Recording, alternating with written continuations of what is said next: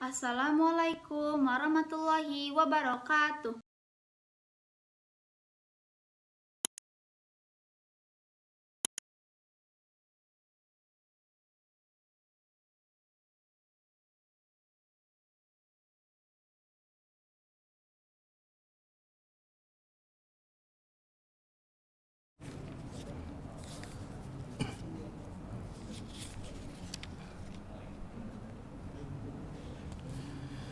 يا ربي بالمصطفى بلغ مقاصدنا واغفر لنا ما مضى يا واسع الكرم يا ربي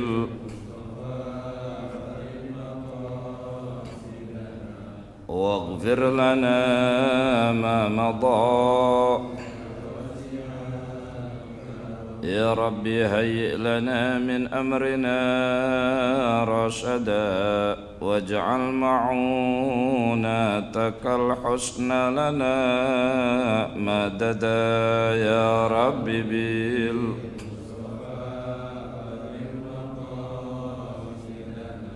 واغفر لنا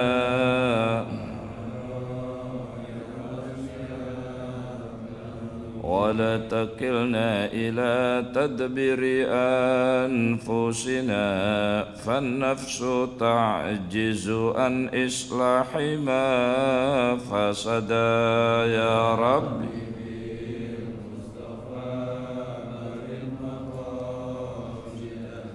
واغفر لنا ما مضى أنت العليم وقد وجهت يا أملي إلى رجائك وجها سائلا ويدا يا ربي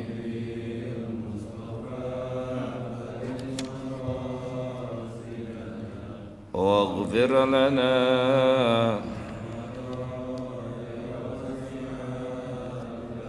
اللهم صل وسلم وبارك عليه وعلى آله.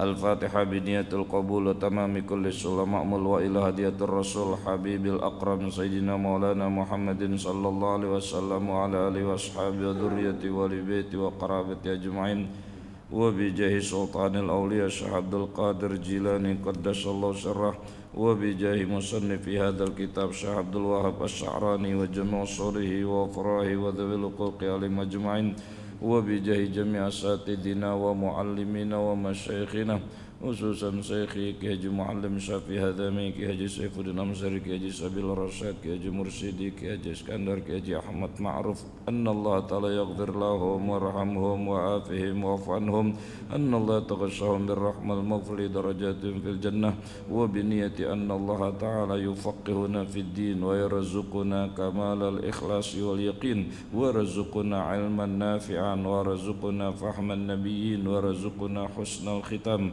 وارزقنا رزقا واسعا حلالا طيبا مباركا وارزقنا من حيث لا نحتسب ببركة هذا المجلس في المسجد البركة. الفاتحة. من الشيطان الرجيم. بسم الله الرحمن الرحيم. الحمد لله رب العالمين الرحمن الرحيم مالك يوم الدين إياك نعبد وإياك نستعين اهدنا الصراط المستقيم صراط الذين أنعمت عليهم غير المغضوب عليهم ولا الضالين آمين. السلام عليكم ورحمة الله وبركاته.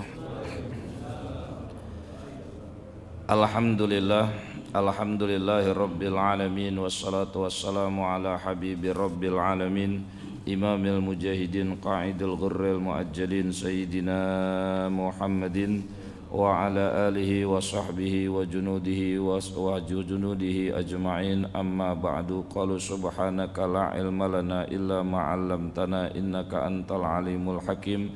Rabbi syrah li sadri wa yassir li amri wahlul 'uqdatam min lisani yafqahu qawli.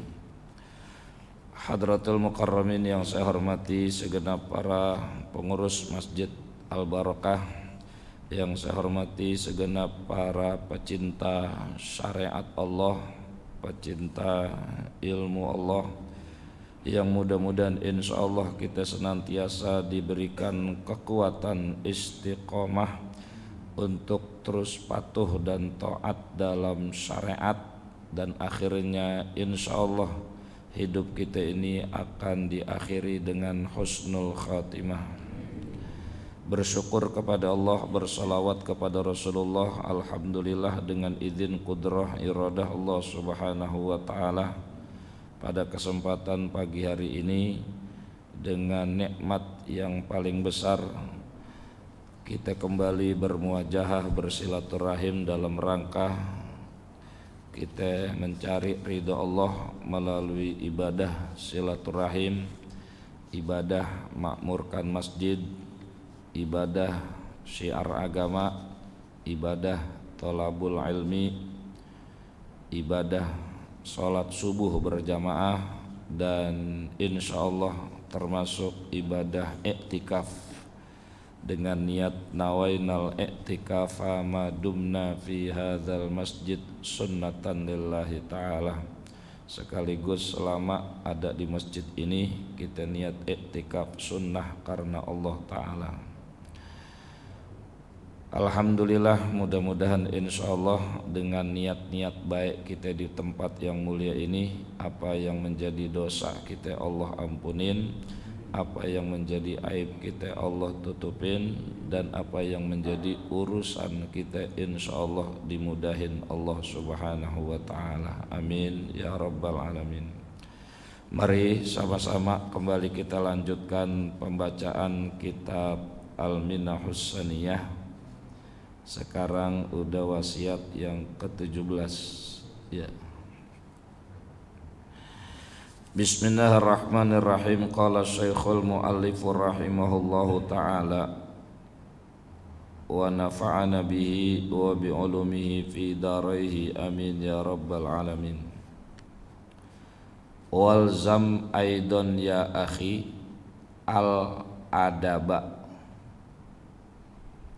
walzam dan lazimkan olehmu, walzam aidon dan lazimkan olehmu juga ya akhi wahai saudaraku, al adaba yakni adab, tata krama.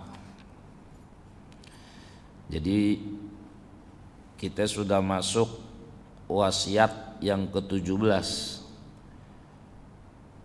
seperti yang sudah Al-Fakir sampaikan bahwa kitab Minahus Saniyah ini menjelaskan perjalanan kesufian seorang sufi besar yang namanya Syekh Ibrahim Al-Matbuli, dan perjalanan kesufiannya ini kemudian ditulis oleh ulama besar yakni Syekh Abdul Wahab Asy-Sya'rani, dan beberapa yang menjadi kesimpulan dari kitab ini, beliau menulis beberapa langkah wasiat untuk kita bisa bertabarruk dan bertafaul kepada para ulama-ulama sholihin, terkhusus para sufiyin.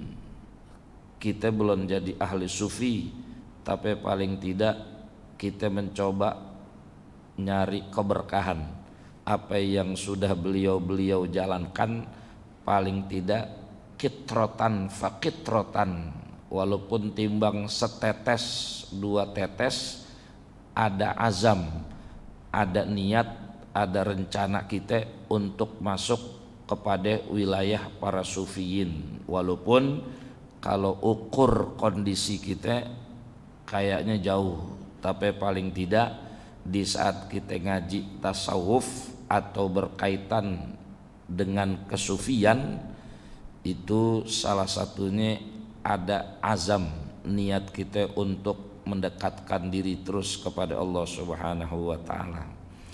Jadi wasiat yang berikutnya itu adalah kita suruh jaga adab. Ini berkaitan adab, walaupun barangkali sudah maklum dan mafhum berkaitan dengan adab.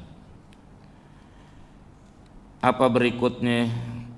di dalam keterangan kitab ini, faqad qalu la yambaghi lirrajuli ayatlubal ilma wal haditha hatta ya'mala fil adabi isrina sanatan wa qalu kadal adabu ayyakuna thulutsaid dini wa qalu man tarakhasa fil adabi raja'a min haitsu jaa'a wa qalu man la adaba lahu fala syari'ata lahu wala imana wala tauhida wa qalu al abdu yasilu bi ibadatihi ilal jannati wala yasilu ila hadratillahi ta'ala illa bil adabi fil ibadati wa man lam yura'il adaba fi ta'atihi fahuwa mahjubun an rabbihi ta'ala wa qalu tarkul adabi mujibun lit-tardi faman asa'al adaba alal bisati ilal babi wa man asa'al adaba alal babi rudda ila siyasatid dawabi wa qalu ma wasala awliyaullahi ta'ala ila ma wasalu bi kathratil a'mali wa innama wasalu bil adabi wa husnil khuluqi fa'lam dzalika ya akhi. Faqad qalu, sungguh telah berkata siapa para sufiyin. Ini qalunya ulama-ulama ahli sufi. Apa kata beliau-beliau? La yambaghi, tidak seyogianya, tidak sepatutnya, tidak sepantasnya lirrojuli bagi seseorang ayatlubal ilma, dia mencari ilmu, wal haditha, dan mencari hadis, hatta ya'mala, sehingga dia mengamalkan, sampai dia mengamalkan fil adabi, di dalam masalah adab, isrina sanatan, halnya 20 tahun. Itu komentar pertama berkaitan dengan adab kata para ahli sufiyin. Jadi kata beliau bahwa orang ngaji nih, mau ilmu hadis atau ilmu apapun, dia nggak mungkin dapat tuh sampai dia bisa beramal, beraktivitas dengan adab atau tata krama yang ada selama isrina sanatan, itu 20 tahun. Jadi yang namanya orang, biar kata dia ngaji, biar kata dia nyari ilmu, tapi kalau adabnya nggak ada, maka nggak pantas gitu.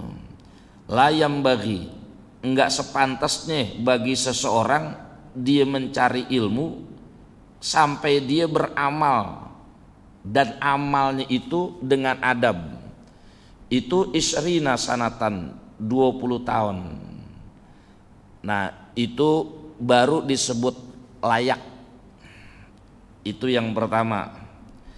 Kemudian waqalu, dan telah berkata juga para sufiyin. Apa kata beliau-beliau? Kadal adabu ayyakuna thulutsaid dini.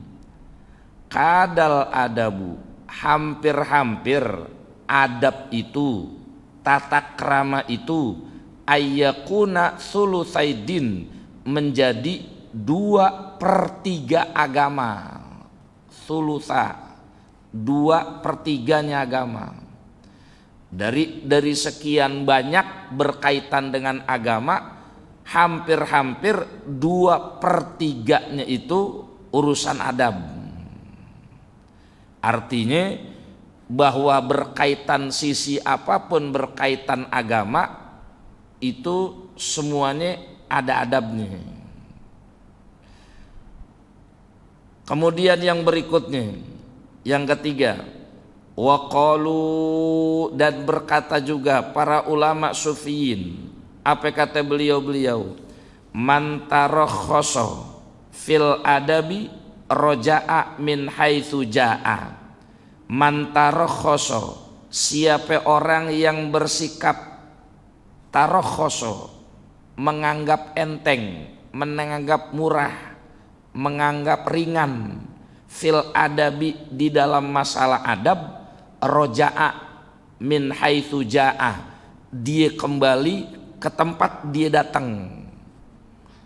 Artinya biar kata dia udah jauh banget ngajinya, tapi ngeremehin soal adab, dia sama aja mulai dari setar lagi tuh, gitu. Roja'a min haitsu ja'a, dia ngaji udah jauh kemana tahu, tapi di dalam dirinya tarakhoso, adab itu dianggap remeh, dianggap enteng, dianggap murah. Roja'a min haitsu ja'a, dia kembali ke tempat dia datang. Dari nol lagi udah gitu, mentah lagi ilmunya semua gitu intinya. Kemudian apalagi yang berikutnya, waqalu, dan berkata para sufiyin, man la adabalahu fala syari'atalahu. Man, barang siapa la adabalahu, yang kagak ada adab, fala syari'atalahu, maka kagak ada syariat pada dirinya. Wala imana, dan kagak ada iman. Wala tauhida, dan tidak ada tauhid. Oh, kandas bener itu dah. Jadi orang yang kagak ada adab, syariat udah kagak kepake, kagak nempel kalau kata orang Betawi, kagak ngepek, imannya kagak dianggap, tauhidnya udah kagak dianggap. Nah, itu salah satu pukulan yang paling saklek itu. Jadi di antara berkaitan kaul atau komentar para sufiyin berkaitan adab, di antaranya itu nih. Jadi orang yang kagak ada adab berarti syariat. Syariat itu kan apapun yang diturunin ame Allah melalui nabi, wajib ke, sunnah ke, itu namanya syariat. Berkaitan dengan hukum semuanya, yang wajib, yang sunnah, yang haram, yang makruh, yang mubah, itu namanya syariat. Makanya hukum syariat ada 5. Nah, semua syariat yang dia lakuin, perkara yang wajib dilakuin, perkara yang mudah sunnah dia lakuin, perkara yang haram dia tinggalin, cuman adabnya kagak ada. Nah, maka itu nggak dianggap syariatnya. Yang kedua imannya, yang ketiga tauhidnya, udah kandas, udah habis dah tuh. Naudzubillah. Kemudian waqalu, dan berikutnya kata para sufiyin, al abdu yasilu bi ibadatihi ilal jannati wala yasilu ila hadratillahi ta'ala illa bil adabi fil ibadati. Wa man lam yura'il adaba fi ta'atihi fahuwa mahjubun an rabbih ta'ala. Kata para sufiyin, al abdu, adapun seorang hamba, yasilu, yang bisa sampai, bi ibadatihi, dengan sabab ibadahnya, sampai ke mana? Ilal jannati, ke sorga. Wala yasilu ila hadratillah, tapi nggak bisa sampai kepada haribaan Allah, ke hadratillah nggak bisa sampai, illa, kecuali bil adabi fil ibadah, dengan jalan adab di saat ibadah. Wa man lam yura'il adaba, dan barang siapa yang tidak menjaga adab fi ta'atihi, dalam ketaatannya, ini tafrek yang seremnya, fahuwa, maka orang tersebut mahjubun an rabbih ta'ala, dia terhijab tuh dari Tuhannya, dari Rabbnya Allah Ta'ala. Ini naudzubillah. Artinya kemungkinan atau bisa jadi orang itu bisa nyampe ke sorga, cuman kagak nyampe kehariban Allah. Karena untuk bisa sampai ke hadratillah itu butuh dengan adabnya. Maka siapa orang yang kagak jaga adab ketika dia ibadah dalam ketaatannya, maka dia mahjub. Ini berkaitan kita ngaji, makanya pantas kita diajarin suruh ngaji itu bukan cuman ilmu fikih, tapi suruh belajar tasawuf.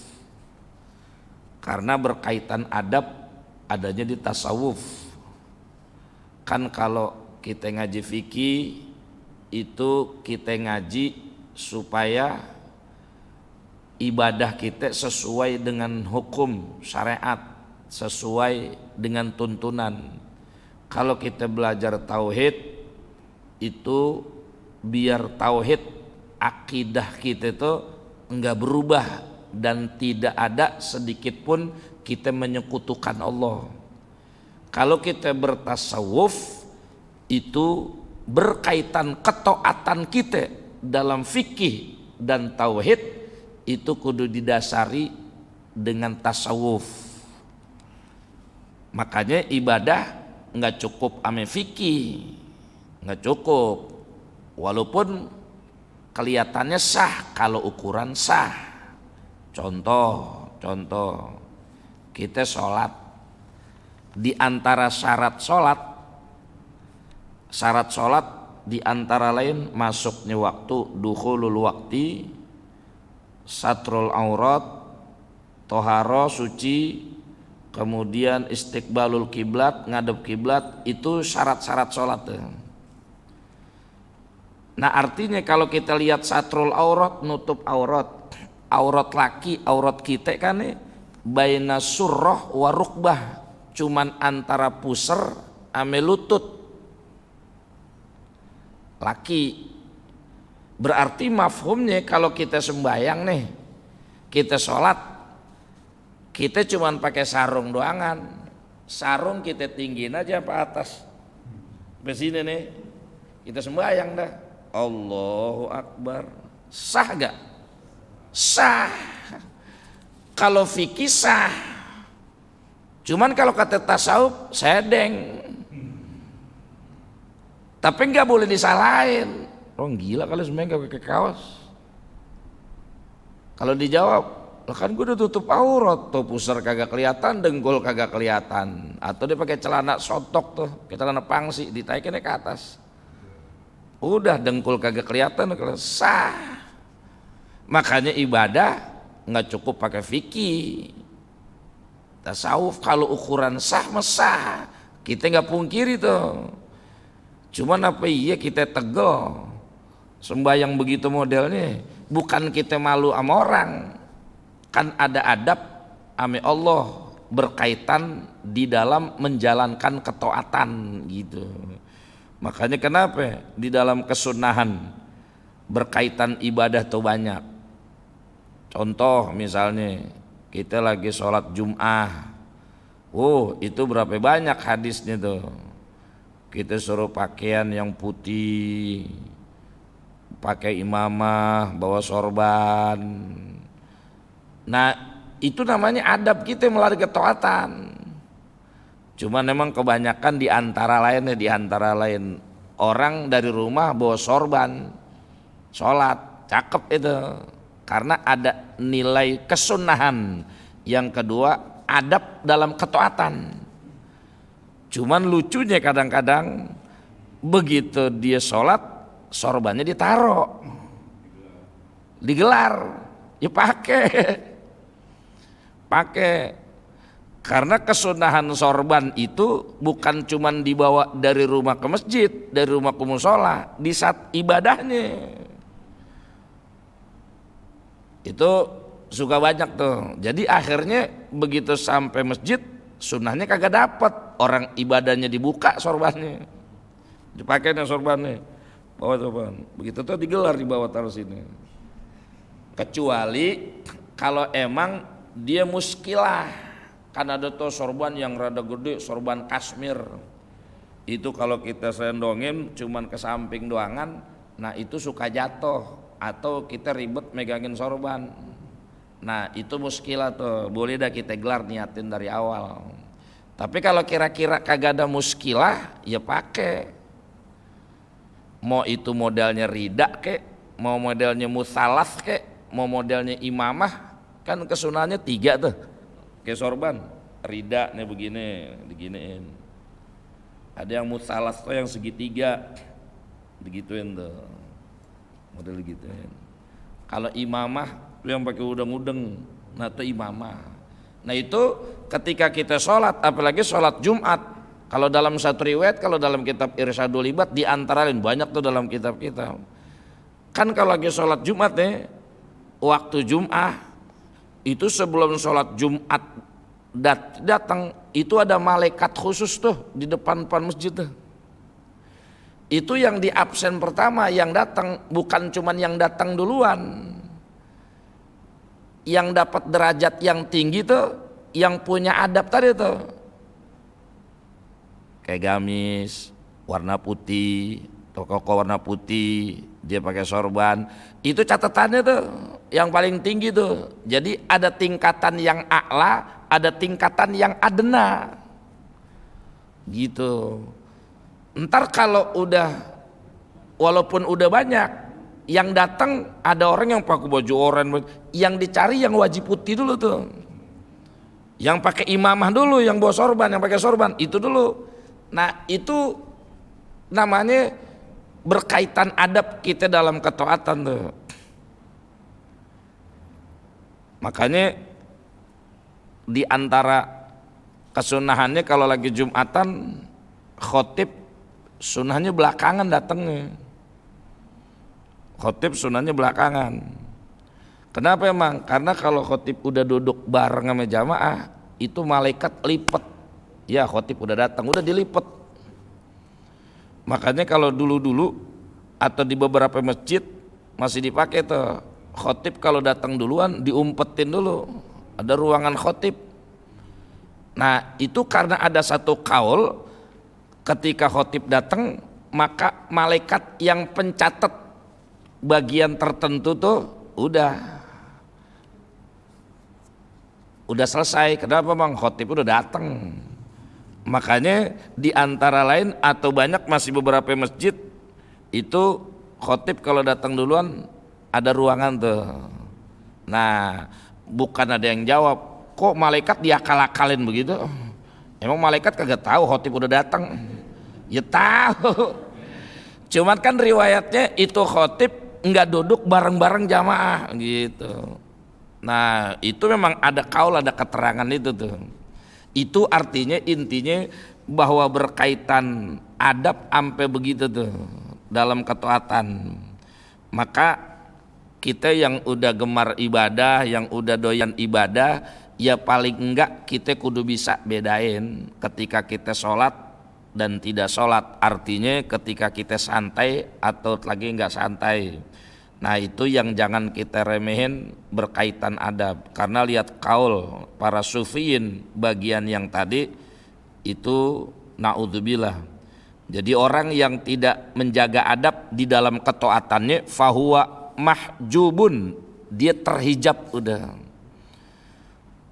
Yang sembarangan gitu, udah pakai kaos oblong jelek jadi aja. Jadi walaupun kita di rumah ya sama kita di masjid, jangan samain. Di rumahnya itu udah pakai kaos cap bodreg, bayang, ya ilah. Nah jangan, nah itu yang nggak boleh ada tuh. Kita yang udah gemar ke masjid ya di rumah ya tetap gitu. Makanya kenapa kalau di pesantren itu dilazimin begitu tuh? Ya karena orang kalau udah pembiasaan begitu, nah maka dia bakal terbiasa tuh. Ya tahadus bidik mah nih, al-fakir kalau sholat biar kata di rumah, biar kata pakai tangan pendek, kayaknya gimana gitu. Apalagi pakai kaos, kecuali kalau darurat dah, ketika kita musafir lagi di jalan. Tapi kalau di rumah nih, yang kaos banyak, yang baju bukan, cuma kayak kaos, kagak serak gitu. Ya sah sih sah, cuman kagak serak.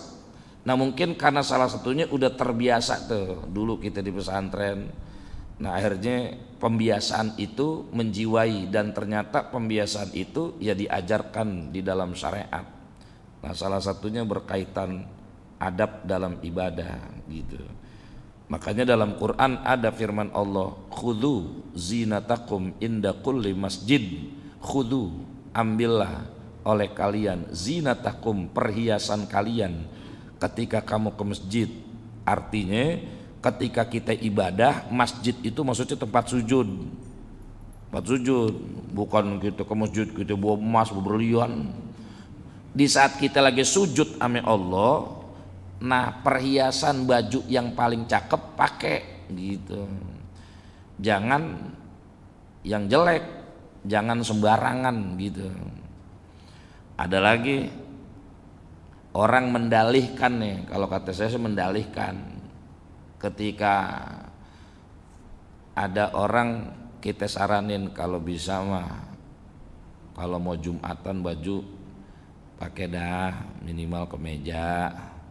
Dijawab begini, oh Allah tidak melihat badannya, tidak melihat bentuknya. Pakai dalil lagi, innallaha la yanzuru ila ajsamikum wa suwarikum walakinnallaha yanzuru ila qulubikum. Allah tidak melihat kepada bentuk dan jasadnya, tapi ngelihat pada hatinya. Wah, ini dalil anak pang not dead ini. Orang pang not dead kan kalau dia ngelihat, emang Allah melihat hati, tapi wujud yang di dalam itu digambari dengan yang zohir dulu. Makanya ketika kita bicara soal zikir jahar ame zikir sir, dua-duanya punya keutamaan. Tapi kalau kata ba'dul hukama, zikir sir itu bisa jalan, bisa mantap kalau diawali zikir jahar. Atau ada lagi riwayat yang menunjukkan kepada keterangan itu, la yastaqimu imanu abdin hatta yastaqima qalbuhu. Hati di dalam tuh qalbuhu, tidak bisa lurus iman seorang sampai lurus hati di dalam tuh. Tapi lanjutannya, wala yastaqimu qalbul abdi, dan tidak akan bagus hati seorang hatta yastaqima lisanuhu, lisannya di luar lagi tuh, lidahnya kelihatan lagi. Artinya bentuk pembiasaan yang batin itu diawali dengan yang zohir. Kita biasa zikir, kita jaharin Allah, Allah, Allah, subhanallah, subhanallah, subhanallah. Kita zikir dari sini mau ke Jakarta naik motor, helm ketutup, kita zikir sepanjang nyampe perjalanan. La ilaha illallah, la ilaha illallah. Atau zikir apa aja, hasbiyallah, nikmal wakil, nikmal maula, nikmal. Entar karena kita biasa zikir jahar tuh, nah hati kita ketika zikir itu terbiasa karena diawali dengan zikir jahar. Kalau guru saya tamsilnya nggak usah ribet-ribet Miftah, kita kudu awalin yang zohir. Kata beliau, Miftah nih naik angkot, naik kereta, pakai lepis, pakai kaos, pakai pet, ngelihat cewek di kereta, matanya pasti melotot, cakep. Tapi kalau naik kereta minimal pakai pici aja, ilokan mata mau melototin tuh cewek, lebih malu mengalami pici minimal. Apalagi kalau pakai sarung, itu tuh gambaran yang zohir. Buat ngelakuin yang batin tuh bisa jalan. Kita bukan makomnya orang soleh banget belum. Makanya zikir jahar, zikir sir itu dilakukan buat orang-orang yang punya tingkat tinggi. Tapi ketika tingkat mubtadi, orang pemula, itu zikirnya jahar. Nah ini keterangan ada nih di sini nih. Itu di wasiat yang berikutnya untuk zikir ada nanti tuh tentang zikir jahar sama zikir sir. Nah jadi intinya kembali kepada kaul yang tadi, bahwa ketika orang ibadah tetap nggak cukup fikih, tapi tasawuf berkaitan adab khususnya gitu. Kemudian masih dalam kaul para sufiyin, wa qalu, dan telah berkata siapa para sufiyin, tarkul adabi mujibun litardi, faman asa al adaba alal bisati rudda ilal babi, wa man asa al adaba alal babi rudda ila siyasatid dawabi. Kata para sufiyin, tarkul adabi, meninggalkan adab itu, mujibun litardi, mengharuskan dia terusir. Faman asa al adaba, maka barang siapa yang memperburuk akan adabnya, alal bisati, di atas perbandani, rudda ilal babi, dia akan terlempar ke pintu. Waman asa al adaba alal babi, dan siapa yang memperjelek adabnya di pintu, rudda ila siyasatid dawabi, maka dia akan terusir, terlempar lagi ila siyasatid dawabi, ke tempat pelatihan binatang. Mungkin jauh tuh, itu bahasa kiasan tuh. Orang udah ibadah di dalam nih, udah di dalam, tapi kagak pakai adab, maka dia terlempar tuh keluar di pintu. Di pintu dia masih kagak pakai adab lagi, dilempar lagi, nggak tanggung lagi. Siasatid dawab, kepelatihan binatang. Kan binatang kalau dilatih, ya dia lagi berusaha untuk ngerti. Cuman nggak namanya ngelatih binatang kan susah. Nah itu sampai ditamsilin, dikiasin begitu tuh. Padahal tadinya udah dipermadani alal bisat. Berarti kan kalau alal bisat udah VIP tuh. Tapi adabnya kagak ada, terlempar ke ekonomi.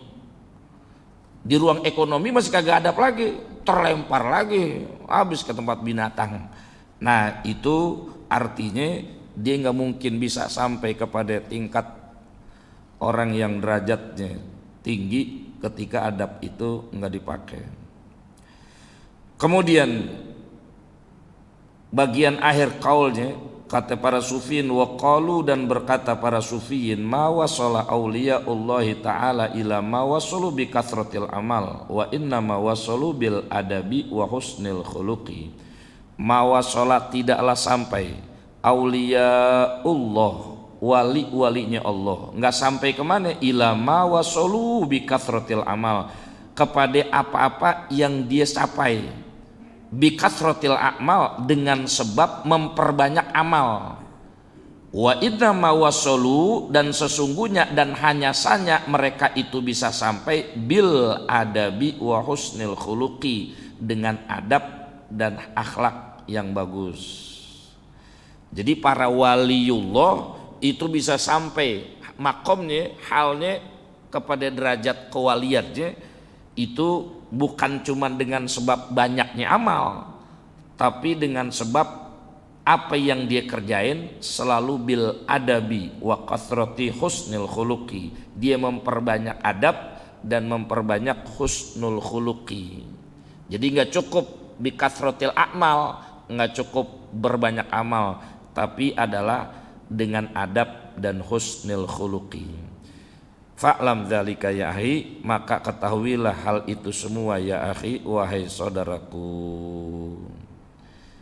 Nah itu bacaan wasiat ke-17, enggak banyak tuh segitu, karena ini masalah yang masyhurah, mafhumah.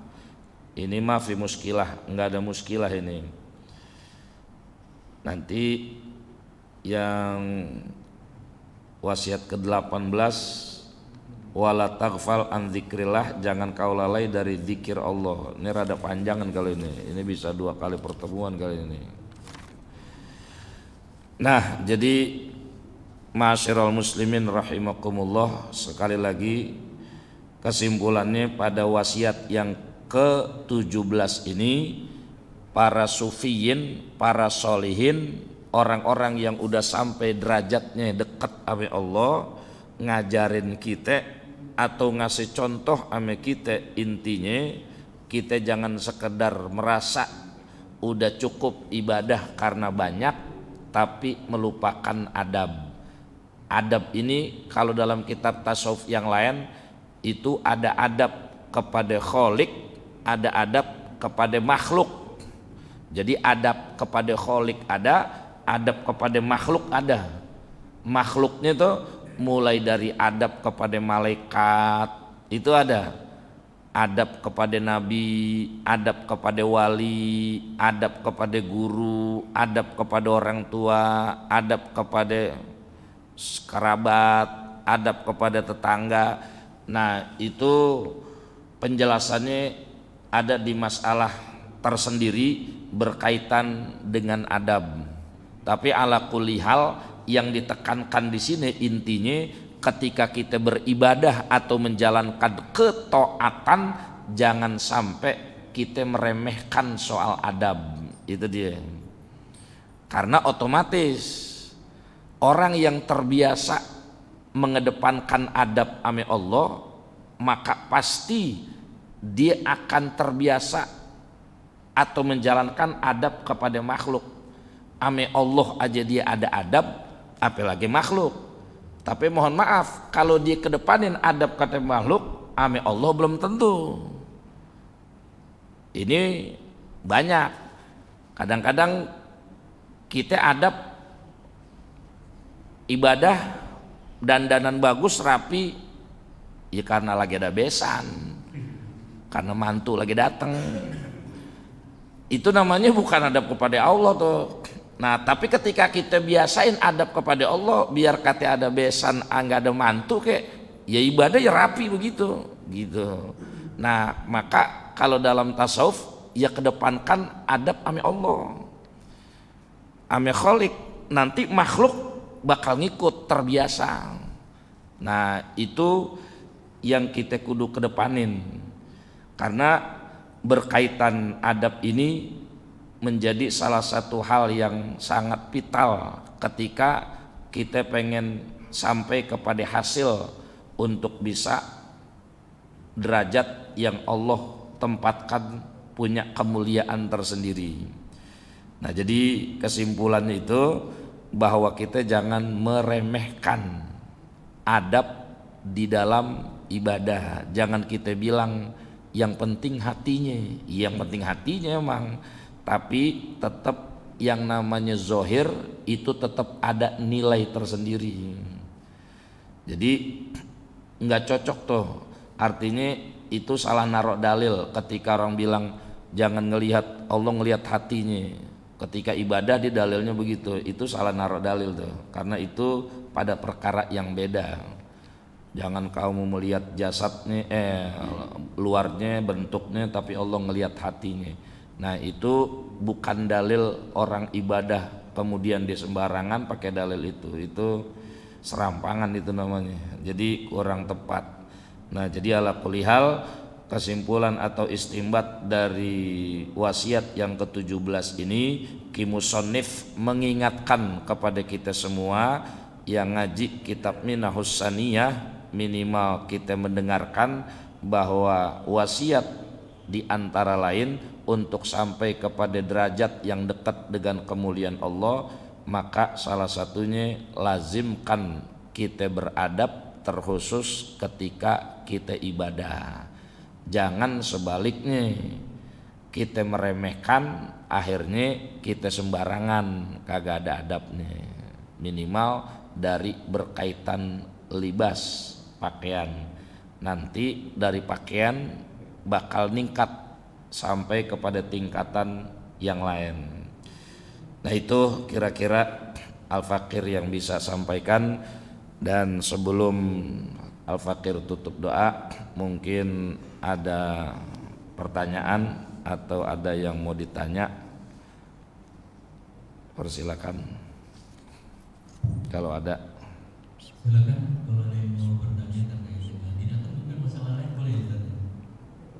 Insya Allah kalau bisa. Silakan. Ada?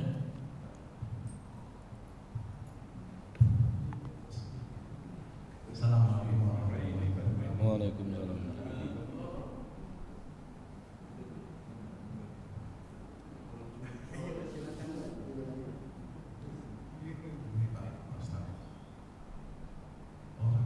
Kalau melanggar etika, tidak beradab, tidak bermoral, apa hukum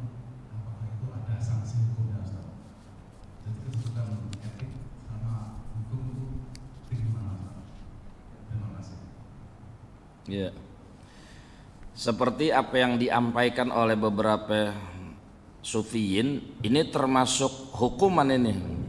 Jadi hukuman yang tidak tersurat tapi otomatis dia bakal mendapatkan. Salah satunya tadi orang yang menjalankan ibadah, maka dia tidak akan sampai kepada hadratillah. Itu terkait hukuman tuh. Karena dia ibadah tidak ada adabnya, maka hukumannya dia bakal mahjubun, terhijab. Nah, jadi berkaitan tadi terhijab, dia tertutup, kemudian dia tidak bisa sampai tingkat syariatnya tidak dianggap, imannya tidak dianggap, tauhidnya tidak dianggap. Nah, itu semua berkaitan hukuman. Artinya hukuman berkaitan sanksi itu secara enggak langsung kepada efek yang dia lakuin itu enggak ada asarnya enggak ada pengaruh positifnya, enggak ada. Nah, jadi ketika kita bicara hukuman, nah hukuman itu secara langsung ada pada dirinya. Kayak tadi orang yang ibadah tidak pakai adab, maka kalau boleh dipakai hukuman, maka dia terhukumi atau dia bakal dihukum atau mendapatkan ketutup atau terhijab dari Allah. Atau yang tadi ketika dia ibadah nggak pakai adab, maka nilai tauhid, syariat, imannya tidak dianggap. Itu otomatis terkait hukuman, walaupun tidak tersurat mutlak, tapi otomatis kaul-kaul para musannif atau para sufiyin semua efek negatifnya itu dikasih tahu. Jadi dampak jeleknya begini. Nah, itu otomatis kategori hukuman yang bakal dia dapat pada dirinya kalau ketika ibadah nggak pakai adab. Kira-kira gitu. Ada. Assalamualaikum Ustaz. Mengenai adab ini ada nggak klaster atau levelnya? 1 sampai berapa dan namanya apa aja? Tingkatan gitu. Iya.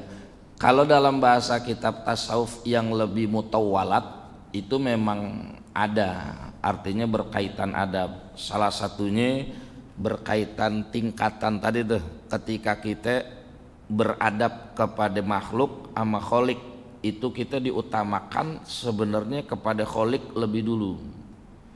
Itu diantara kaul tingkatan. Nanti akan terbiasa kita beradab kepada makhluk. Yang kedua yang dimaksud tingkatan itu ketika kita masuk kepada teknis atau berkaitan natijah tersendiri. Misalnya tadi kita lagi ibadah sholat misalnya, kalau di dalam beberapa riwayat itu kita ibadah nih, dianjurkan kalau dalam hadis-hadis itu kita bigomisin, gomis. Kalau orang Arab dulu tuh pakai gamis. Nah, pakai gamis itu kan tergantung bagaimana kebiasaan adat wilayah tertentu. Nah, ketika kita ngelihat gamis itu, oh panjang, oh tangannya panjang, itu gamis umumnya begitu. Maka kalau kata tasawuf, kita suruh tutup semua badannya, artinya lebih banyak yang kita tutup. Itu berkaitan yang paling tinggi tuh.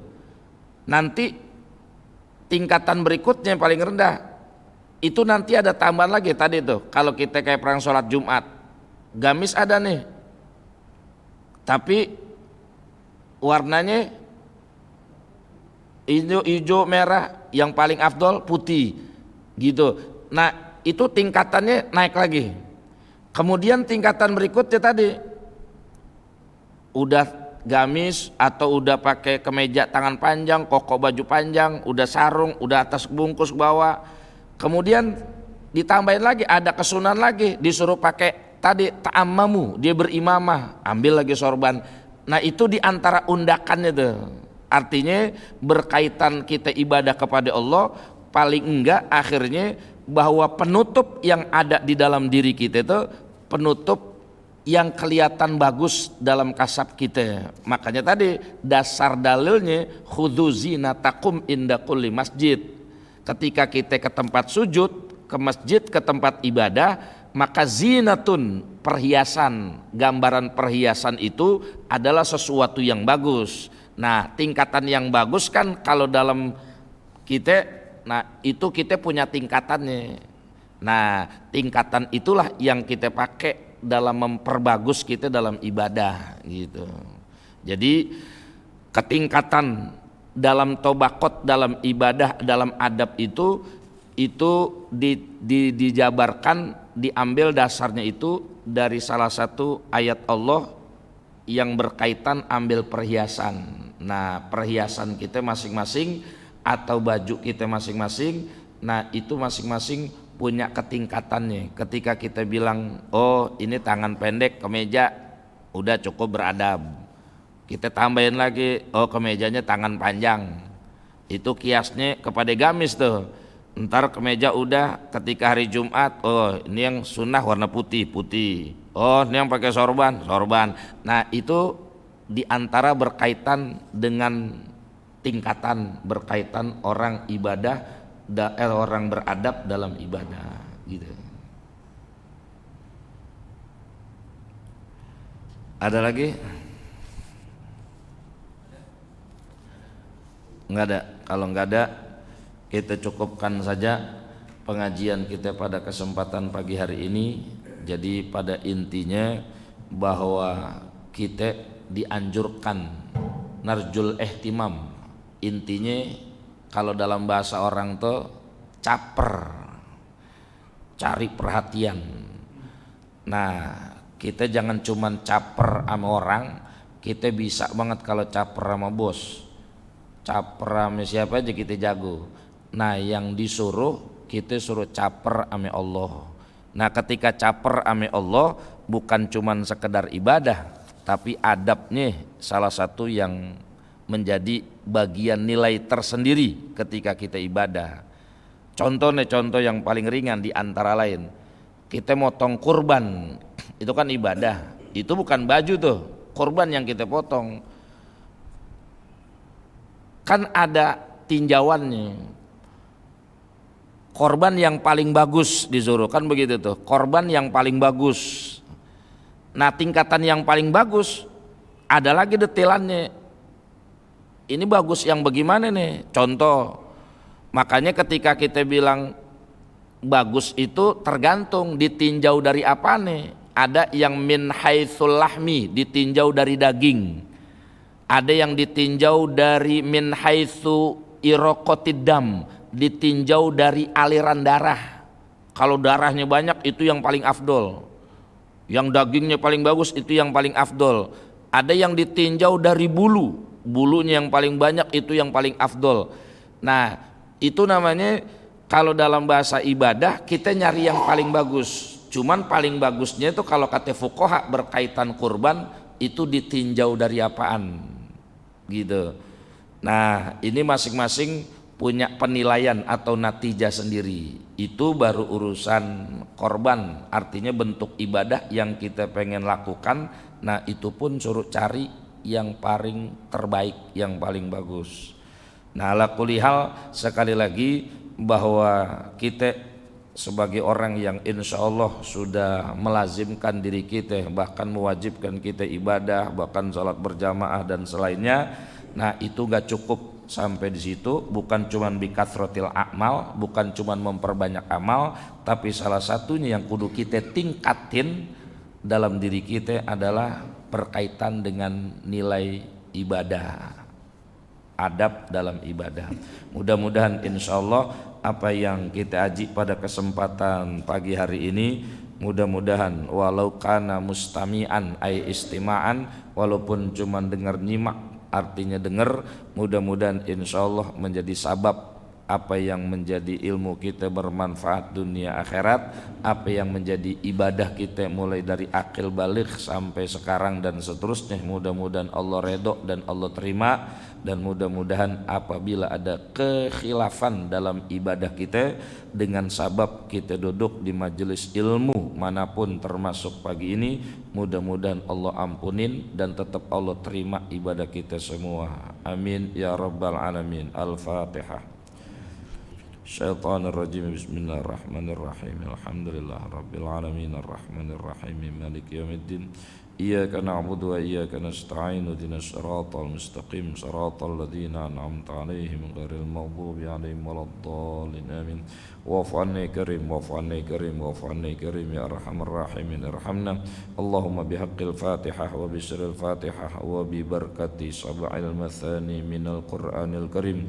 Allahumma sallimna min afatid dunya wal akhirah wa fitnatihima innaka 'ala kulli syai'in qadir. Allahumma faqqihna wa faqqih ahlana wa faqqih dzurriyyatina wa faqqih man talabal ilma fi hadzal masjid al barakah bi ilmika wa hilmika wa hikmatika bi rahmatika ya arhamar rahimin. Allahumma ja'alna min ahlil khair wa ja'alna min ahlil khair wa ja'alna min ahlil khair waj'al hubbana bi hubbi ahlil khair wa khtim a'malana bi a'mali ahlil khair wattasil amalana bi amalihim minal khair ilal khair bi rahmatika ya arhamar rahimin. Rabbana atina fid dunya hasanah wa fil akhirati hasanah wa qina adzabannar. Sallallahu ala khairal sayyidina Muhammad wa ala alihi washabbihi ajmain. Walhamdulillahi rabbil alamin. Taqabbalallah. Assalamualaikum warahmatullahi wabarakatuh. Sallallahu ala Muhammad sallallahu alaihi wa